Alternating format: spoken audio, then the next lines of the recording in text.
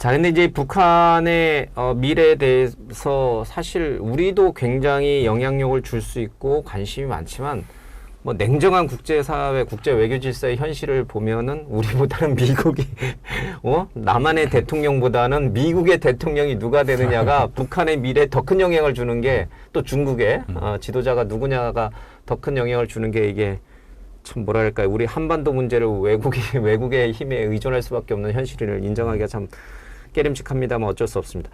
미국의 대선에서 누가 되느냐가 사실은 북한 체제의 변화 또는 김정은의 어떤 신상의 변화까지도 다 영향을 미칠 것 같아요. 그럼요. 미국의 대통령이라는 존재 자체는 한국뿐만 아니라 전 세계에 영향을 미치는 것은 분명하고 우리가 더군다나 트럼프 전 대통령의 4년을 경험해봤지 않습니까? 우리가 알고 있던 미국과는 굉장히 다르다. 근데 제가 좀 시청자분들에게 약간 설명이 필요한 게 갑자기 북한 얘기하다가 갑자기 미국으로 와버렸거든요. 미국을 해야 돼요. 북한을 하려면. 북한 얘기를 하려면. 예, 제가 사실은 연구 영역이 미국과 북한입니다. 좀 독특한데요. 학부를 미국 정치를 전공했고 북한은 제가 일하기 시작하면서 북한 연구를 한 지 꽤 오래됐는데 그래서 여전히 미국 대선과 미국 국내 정치 뭐 사실 대외 정치에 훨씬 더 관심이 있습니다만 따라가고는 있습니다. 그래서 제가 뭐 최소 수준의 말씀을 드릴 수 있다라는 전공자신데요. 좀 조심스럽게 말씀을 드리겠습니다. 알겠습니다. 미국 대선 얘기를 하면서 이제 북한과의 어떤 상호 이제 영향력에 대해서 좀 얘기를 해보겠습니다. 지금 미국 대선은 해리스 부통령이 민주당 대선 후보로 이제 확정이 되면서 오히려 트럼프를 지지율에서 앞서가고 또 이제 굉장한 경합주 7곳 가운데 4곳에서 오히려 해리스가 더 이제 여론조사상에서는 우위를 점한다 이런 얘기가 좀 나옵니다. 그러나 얼마 전까지만 해도 트럼프 전 대통령이 이제 귀에 총 맞은 이후로는 압도적으로 트럼프 대통령이 될 것이라고 얘기가 나왔고 그래서 북미 관계가 대단한 또 변화를 가져올 것이다 이런 전망들이 좀 많았습니다. 일단 트럼프가 미국의 대통령이 된다는 전제하에 그러면 북미 관계는 어떻게 바뀔 것인가? 그 얘기부터 먼저. 이 뭐 정말로 극과 극의 전망이 있습니다. 그러니까 극의 한쪽의 극은 당연히 뭐 전당대회 수락연설에서도 트럼프 이제 후보라고 불러도 되겠죠. 트럼프 후보가 자기는 김정은의 얘기를 꺼냈죠. 자기 있을 땐 잘 지냈다. 핵을 가진 지도자가 잘 지내는 건 중요하다. 이제 그 얘기가 나오니까 우리가 2018, 19년에 경험을 했던 북한식 표현하면 이제 조미 순회 회동이라는 북미 정상회담이 다시 열리지 않을까 하는 생각이 있는데 그런 쪽이 하나가 있고 또 한쪽은 아니다라는 그런 주장도 있는데 아니다라는 주장부터 먼저 말씀을 드리면 잘 아시다시피 트럼프는 굉장히 그 비용과 민감한 사람입니다. 그 사람의 전체 커리어가 다 뉴욕에서 부동산. 비즈니스맨이잖아요. 그냥 비즈니스가 아니라 뉴욕에서 부동산을 하는 거잖아요. 그렇죠. 넷플릭스에서 이번에 올라온 거 얼마 전에 올라왔는데 부동산 하는 거 뉴욕 그거 좀 보시면 정말 말도 못하게 거기서 5만 가지 권모술수와 그냥 막 그런 게 판치. 완전 돈을 벌기 위한 장사치. 완전히 그런 생각을 평소가 굳혀진 사람이기 때문에 2018, 19년 해봤거든요. 근데 별로 크게 얻은 게 없어요. 그러니까 자기는 뭐 그렇게 선전을 하긴 하지만 실질적인 비핵화 프로세스라든지 한반도의 평화로 온다든지 그리고 조금만 2018년에 싱가포르 합의 맺고 나서 미국 내에서 엄청나게 비판받았거든요. 17, 19년에 하노이 회담 깨고 나서 미국 내에서는 훨씬 더 민주당까지 나서서 잘했다고 얘기를 하는. 그러니까 경험이 있는 거죠. 이거는 첫째. 해봤자 답이 나오기 힘들고 두 번째 내가 이만큼 정치적인 자산을 투자할 필요가 있을까? 김정은을 상대하는 게 오히려 손해다. 정치적 손해다. 왜냐하면 또 하나는 이건 트럼프가 여러 번 얘기했는데 대외 정치의 우선순위가 북한 문제가 아닙니다. 그렇죠. 거의 자기는 중동이죠. 일단 우크라이나. 우크라이나 당장 제외하면 종전시키겠다. 그다음에 중동 문제 그리고 중국 문제. 그러기 때문에 아마 그리고 트럼프의 4년은 이제 암기입니다. 2기가 시작이 되는 거기 때문에 4년을 시작한다는 건 무슨 의미냐면 일단 미국은 뭐 한 번 했어도 새롭게 정책에 대한 리뷰가 필요하죠. 그리고 필요한 자리에 사람을 앉히는 거 그거 한 1년 걸립니다. 예를 들어 트럼프 1기 때는 대행 딱지를 결국 못 대고 나온 사람들이 많아요. 그 정도로 시간이 걸리는 문제거든요. 그렇다면은 과연 그 짧은 시간 내에 약간 조금 제 생각을 붙여서 말씀을 드리면 트럼프의 다음 목표가 뭘까 도대체 대통령이 되면 그걸 생각해 보면 노벨상일 것 같아요. 평화상이요? 노벨 평화상. 제가 괜히 드린 말씀이 아니에요. 유튜브에 보시면 그 트럼프 노벨 치잖아요. 그러면 군중 집회에서 이제 뭐 노벨상 노벨 그렇게 얘기하면 트럼프가 너무 좋아해요. I think we'll have a meeting over the next 3 or 4 weeks. It's going to be a very important meeting. The denuclearization of the Korean Peninsula, of North Korea, the D-nuke. D-nuke.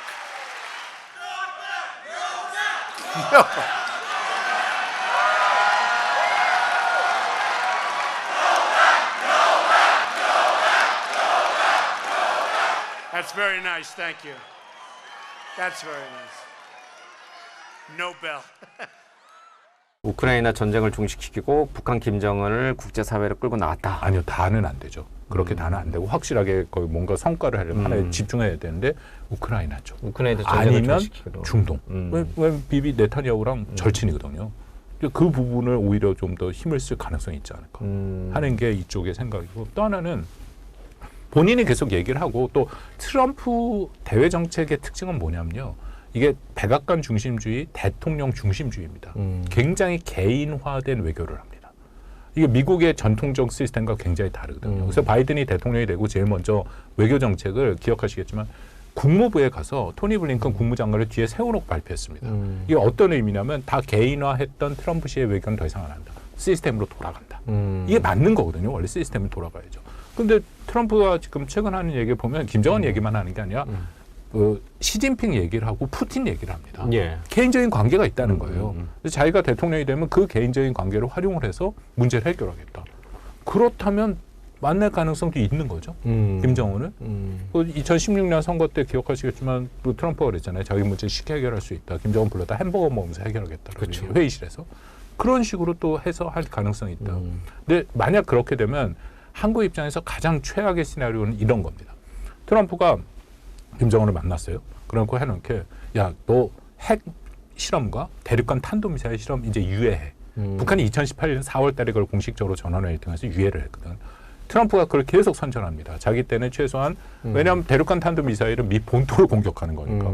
그리고 핵실험이라는 건 그만큼 핵 위력을 예. 본토 공격용이니까. 그걸 막았다라는 얘기를 하면서 정치적인 승리를 선포하고 대신에 일부 제재를 해제해주는 그런 상황이 가면 한국은 최악이죠. 그렇죠. 예, 그렇게 되면 좀 제 생각에 한국의 핵무장론이 불같이 일어날 가능성이 크고, 과연 그 선택까지 할 것이냐는 좀 조심스럽긴 한데 우리가 18, 19년은 경험을 했기 때문에 예. 가능성을 열어놓고 봐야겠죠. 근데 트럼프가 미국의 대통령이 되고 김정은을 직접 다시 만나려고 또 한들 김정은 입장에서 보면 예. 또 얘기는 또 맞습니다. 달라요. 예. 이게 한번 속았다고 생각할 수 있잖아요. 하노이 회담이 깨지는 걸 보면서 아니 트럼프 이 사람이 말이야 자기를 뭐 굉장히 친구처럼 브로맨스를 막 뿜어대더니 막상 갔더니만 지들 할 얘기만 하고 우리 입장은 생각도 안 하고 우리 이용만 당했다. 이렇게 지금 김정은은 생각할 수도 있잖아요. 맞습니다. 그것도 그래서 두 가지 완전히 다른 예상이 되는데요. 하나는 김정은이 만날 것이다. 그러니까 뭔가 내년에 뭐 트럼프가 됐든 아니면 바이든 2기가 됐든 단판을 지으러 미국과 단판을 지으러 나올 가능성이 있다. 두 다이어트 약도 구할 겸 미국으로 가는 안 나올 수도 있다. 안 나올 수도 있다는 건데요. 정확히 말씀해 주신 것처럼 2018, 19년 때 우리가 그 미북 관계를 보면서 무슨 얘기를 했냐면 김정은이 트럼프의 함정, 트랩에 빠졌다. 기억하시겠지만 2019년 6월 달에 트럼프가 판문점에 왔지 않습니까? 36시간 전에 그 당시에 트위터로 김정은을 불러냈어요. 저희가 한국을 가는데 이 DMZ 와서 say hello 하면 좋겠다. 36시간 전에 그걸 보냈더니 6시간 만에 북한 외교부에서 외무성에서 공식적인 입장이 나왔습니다. 공식적으로 추천해주면 고려해보겠다. 결국 나왔잖아요. 한번 생각해보세요. 세계 어떤 지도자가 더군다나 북한 최고 존엄 수령이 트위터로 36시간 만에 불러 나오니까 그걸 보고 야, 얘 김정은이 보통은 아닌데 트럼프라는 더 보통 아닌 사람 만나서 트러에 빠졌다. 그때 이미 트럼프식의 비밀은 없습니다. 무슨 얘기하는지가 다 나와 있어요. 회고록이나 마보드의 책에 보면 심지어 친서도 다 나와 있지 않습니까? 만나서 첫 마디가 김정은이 뭐라고 얘기를 했냐면 트럼프 보고 당신 한미 연합훈련 안 하기로 했는데 왜 했냐? 그 당시 8월 달에 이미 연합훈련 하기로 다 돼 있었거든요. 그게 첫 질문이었대요. 트럼프가 심히 뚝 대고 우리 연합훈련 해? 그랬다는 거 아닙니까? 이미 다 훈련하기로 했는데. 그래서 우리 그런 거 안 해. 뭐 늘 말하잖아요. 비싸고 이건 전쟁 게임이고 뭐 이건 도발적이고. 또 그 얘기를 맨날 한 거죠. 그러니까 김정은이 몇 번인지 속았는데 그때 그 끝나자마자 연합훈련이 발표가 났어요. 했죠. 이제 그게 이제 김정은 입장에서는 굉장히 큰 화가 난 거고. 그래서 거기에 제가 표현이 좀 거칠습니다만 돌을 맞은 게 당시 문재인 대통령이죠. 그래서 8월 15일 날 8.15 경중사의 경제를 맞아요. 평하다 했더니 16일 날 그 유명한 삶은 소대가리 양천대소 하면서 그 하반기에 내내 인신 공격이 있더라고요. 그런 상황이었습니다. 그러니까요. 그런 경험이 있으니까 김정은이 과연 트럼프가 만나자고 해서 순순히 만나주겠느냐. 뭐 그런 이제 또 예상. 또 하나는 제가 말씀드린 이쪽으로 놓고 보면 만나야 돼요. 왜냐하면 안 만나면은 아까 말씀드린 경제적인 거랑 사상 위안은 여러 가지 복잡합니다. 특히 경제는 뭐라 하더라도 제재가 해제 안 되면 북한이 경제적으로 나갈 수가 없어요. 그러니까 특히 2021년 8차 당대회 때 김정은이 경제개발 5개년 계획을 선포하면서 5년 후에 북한의 경제를 4% 증대시키겠다고 공약을 해놓은 상태이기 때문에 제재 해제 안 되죠. 그렇다면은 어쨌든 미국과의談판은 필요하다. 지금 이제 미국 트럼프 대통령이 쓰고 있는 외교 정책을 보면은 일단 우크라이나 전쟁에서는 푸틴과 좀 잘 지내면서 우크라이나 전쟁을 종식시키고 싶어해요. 그러려면 이제 푸틴을 눌러앉히 푸틴을 옥죄는 바이든식이 아니라 푸틴과 악수하면서 우크라이나 전쟁을 종식시키려고 하고 있고 또 다른 한쪽에서 푸틴은 최근에 이제 북한을 방문하면서 김정은 입장에서 보면은 시진핑보다는 이제 푸틴하고 가까워지고 러시아로부터 경제 외교나 지원을 받는 걸 더 선호하기 시작하고 중국은 좀 멀리하고 있고 트럼프는 시진핑하고는 멀어지고 있지만 푸틴하고는 가까워지고 있잖아요. 그러면 트럼프, 푸틴, 김정은 사이에 삼각관계가 브로맨스가 형성이 된다면 그렇죠? 아까 우리가 계속 얘기해왔던 못 만날 이유들이 없고 북한에 대한 어떤 경제 제재나 이런 게 안 풀릴 이유도 또 없는 것 같아요. 근데 좀 복잡합니다. 왜냐하면 일단 우크라이나 전쟁 같은 경우에도 푸틴과의 개인적 관계를 얘기를 하지만 트럼프가 공개적으로 얘기한 거를 보면 우크라이나에 대한 지원을 확 줄이겠다. 거의 안 하겠다라는 식까지 얘기를 했어요. 푸틴을 도와주는 거 아니에요? 근데 그 이유는 나토, 유럽 동맹국에 비해서 이 사람이 숫자를 늘 잘못 얘기를 하는데 미국이 10배를 더 많이 지원해주니까 아니거든요. 그렇게 얘기를 하면서 결국 유럽 동맹국으로부터 더 지원을 많이 해라. 니네가 더 해라라는 얘기 군사비용이 하는 거죠. 그래서 만약 미국이 당장 지원을 안 하더라도 이 전쟁은 계속 갈 가능성이 큽니다. 그 이번에 나토 정상회의 때 보면 공동성명이 나왔고 그 모든 내용이 사실 트럼프의 귀환을 대비하는 거였어요. 그래서 나토가 유럽 동맹국이 스스로 그걸 전쟁을 수행할 수 있는 준비들을 해놓거든요. 그러니까 트럼프가 생각하는 만큼 그렇게 쉽게 되진 않은 게 있다라는 거고요. 또 하나는 북한과 러시아의 관계인데 이 관계 복잡하죠. 그래서 뭐 현재로서는 분명히 양자 관계가 밀접하게 접근하고 있고 또 지난달에 저도 틀렸습니다만 그런 동맹 조약을 맺긴 했는데 과연 이것이 지속될 수 있을까에 대해서는 여전히 의구심은 좀 있습니다. 그렇군요. 자, 트럼프가 미국의 대통령이 됐을 경우에 이제 북미 관계가 어떻게 바뀔지, 김정은과의 관계가 어떻게 될지 좀 살펴봤는데, 하여튼 우리로서는 갑자기 트럼프가 대통령이 돼서 나타나가지고 김정은하고 또 만나고 다니고 막 이러면은 지금 윤석열 정부의 대북 외교 정책이 다 바뀌어야 되니까 이거 상당히 좀 곤혹스러운 처지가 될 것 같다는 생각은 좀 들어요. 근데 그 트럼프의 등장에 대해서 요즘 너무 우려들을 많이 하셔서 뭐 조금 과장 섞어서 얘기 드리면 막 세상이 무너지는 것이 얘기하잖아요. 한미동맹 다 깨지고 주한미군 철수하고 우리 핵무장한다. 그렇게 안 됩니다. 그러니까 그때에 비해서 두 가지가 다른데요. 왜냐하면 일단 2017년부터 20년까지 트럼프의 4년을 경험해봤습니다. 그래서 한국을 비롯해 모든 국가들이 저 사람이 뭘 할지 어떻게 될지 알아요. 알고 또 하나는 그 당시와는 지금과 매우 다르게 한일 관계가 정상화된 것도 매우 전 중요한 요건으로 작동한다고 봅니다. 알겠습니다. 다른 이제 두 번째 경우의 수는 이제 해리스 부통령이 이제 미국의 대통령이 됐을 경우인데 바이든 정부를 어차피 뭐 계승하는 거니까 또 부통령을 같이 했으니까 특별하게 북미 관계가 바뀌거나 아니면 해리스가 갑자기 김정은을 만나겠다고 평양으로 갈 일은 없을 것 같아요. 트럼프 전 대통령을 빼고 미국의 그 어떤 지지자도 김정은을 만난다는 얘기는 안 할 거고요. 해리스 부통령 같은 경우에는 이 대외 정책의 본인의 어젠다가 분명치 않습니다. 왜냐하면 바이든이 아시겠지만 36년간 상원의원을 하고 오바마 때 8년을 했는데 이 사람은 외교통이에요. 그래서 오바마 대통령이 핵 없는 세상을 얘기해서 노벨상을 탔잖아요. 원래 그 어젠다가 바이든의 어젠다입니다. 바이든이 굉장히 오랫동안 핵 없는 세상을 주창했는데 자기가 이제 부통령 돼서 오바마가 바이든을 부통령으로 쓴 것도 대외 정책 경험이 없어서 그렇거든요. 물론 지난 3년여간의 해리스가 뭐 여러 가지 학습을 했겠죠. 바이든과 가면서 대외 정책. 그렇지만 그게 본인의 어떤 어젠다로 그 되기는 쉽지 않다. 그렇다면 이건 해리스가 들어오면 바이든 2기랑 거의 유사하지 않을까. 특히 외교 정책의 핵심에 있는 사람들이 쉽게 바뀔 것 같지는 않거든요. 예. 그렇다면은 연속성이 훨씬 크다라고 보는 게 맞겠죠. 교수님은 북한을 전공하는 전문가로서 전문학자로서 바이든이 대통령이 되는 게 더 좋아요? 해리스가 대통령이 되는 게 더 좋아요? 북한만 보고 얘기를 합니다. 그렇죠. 아니 저는 북미 북한 다 포함해서 저는 공공연하게 트럼프가 되면 안 된다고 주장합니다. 왜냐하면 이건 세계 질서에 굉장히 큰 예측 불허가 너무 예측 불허뿐만 아니라 미국 트럼프가 얘기하는 자국 우선주의라는 것은 기존에 우리가 있는 세계 질서를 굉장히 부정적인 방향으로 끌어갈 수밖에 없습니다. 그게 조금 더 심해지면 만인에 의한 만인의 투자, 북한식 표현하면 자력갱생이 돼버리는 거거든요. 예. 그거는 세계의 평화를 갖고 온다고 생각지 않습니다. 그러면 트럼프 말고 해리스가 대통령이 됐다라고 하면 지금처럼 북한에 대한 고립이라든지 경제 제재는 계속 지속이 되는 걸 거고 대외적인 경제 제재가 계속되는 상황에서 북한의 자립 경제는 지금 완전히 초토화돼서 무너진 상태고 김정은의 건강은 좋지 않고 딸 김주애로 가자니 아까 말씀드린 대로 과연 북한 주민이 따르겠느냐라고 하는 또 어려움이 또 있고 북한 체제는 해리스 대통령이 미국의 대통령이 된다면 윤석열 정부의 임기가 아직도 2년 반 이상 남았기 때문에 2, 3년 동안은 계속 이 고난의 시기가 계속 이어지고 굉장히 위험한 상황으로 계속 악화되고 있다라는 악화하는 상황으로 갈 거다 이렇게 전망을 할 수 있겠네요. 저는 바이든의 대북 정책, 그 바이든 시기의 미국 관계가 결코 바람직하다고 생각지 않습니다. 특히 바이든의 대북 정책에 문제가 있다라고 주장하는 사람 중에 하나고요. 대화를 해야 된다 이 뜻이죠. 그럼요. 왜냐하면 그 훨씬 더 지금보다는 적극적으로 움직여야 되는 부분이 있다. 많이 들어보셨겠지만 바이든의 대북 정책은 오바마 행정부에 했던 전략적인데 2.0.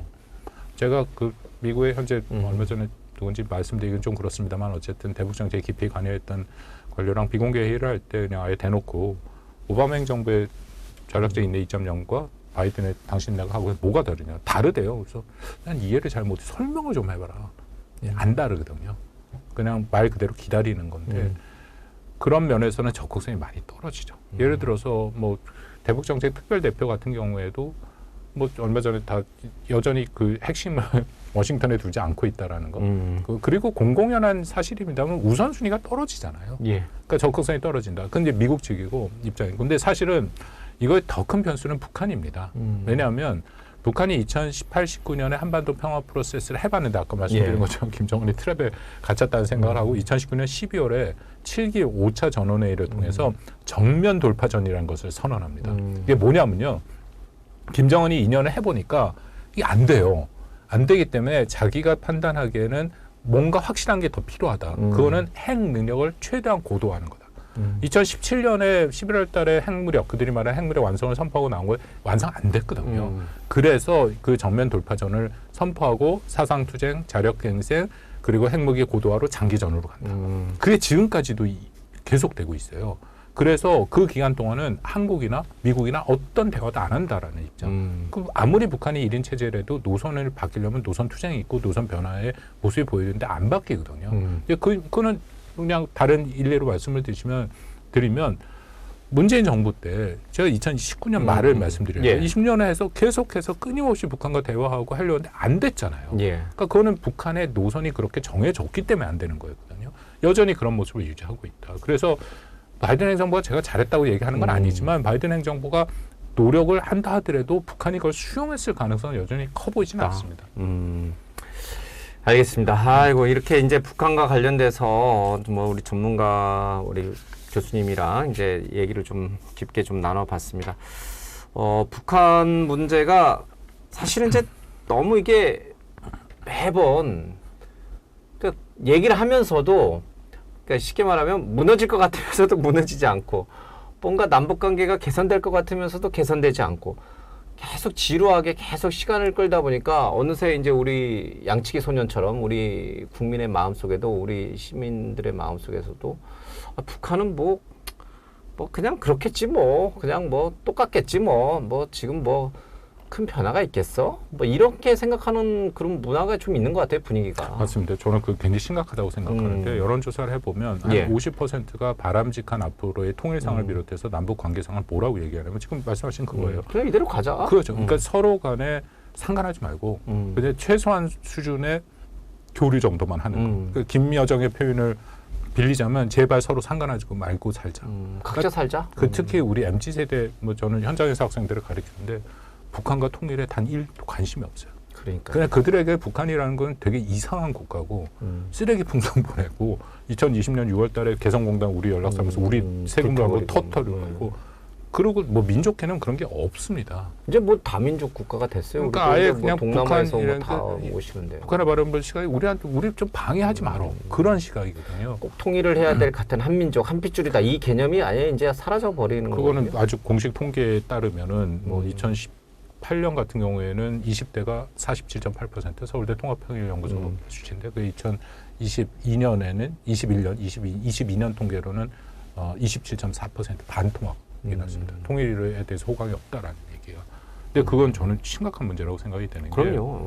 통일이라는 건 우리가 원한다고 되거나 원하지 않는다고 안 되는 게 아니죠. 그럼요. 그거는 우리가 역사에 충분한 그런 그 교훈을 받을 수 있는 거기 때문에 예상치 않은 상황에서 될 수도 있는 거. 근데 가장 중요한 것은 거기에 대비와 준비를 하느냐 안 하느냐의 차이인데 MZ세대 젊은 세대들이 결국 통일 되더라도 앞으로 한 30년 이상을 끌어가야 되는 세대들이 그렇죠. 통일에 대해서 이렇게 부정적으로 생각을 한다라는 거는 이건 굉장히 좀 우려가 많이 됩니다. 맞습니다. 이게 당이론적으로 북한과 통일을 했을 경우에 우리가 부담해야 될 여러 가지 뭐 세금이라든지 여러 가지 경제적 어려움이 있지만 좀 길게 보면은 오히려 북한과의 통일이 우리 경제가 조금 더 뻗어나가는데 그렇죠? 인구 수도 그렇고 여러 가지 자원도 그렇고 도움이 된다는 거는 뭐 부정하기 좀 어려운 것 같습니다. 자, 북한 문제는 좀 지속적으로 관심을 갖고 오늘 살펴봐야 될 것 같습니다. 지금까지 박원곤 이화여대 북한학과 교수님과 얘기 나눴습니다. 고맙습니다. 감사합니다.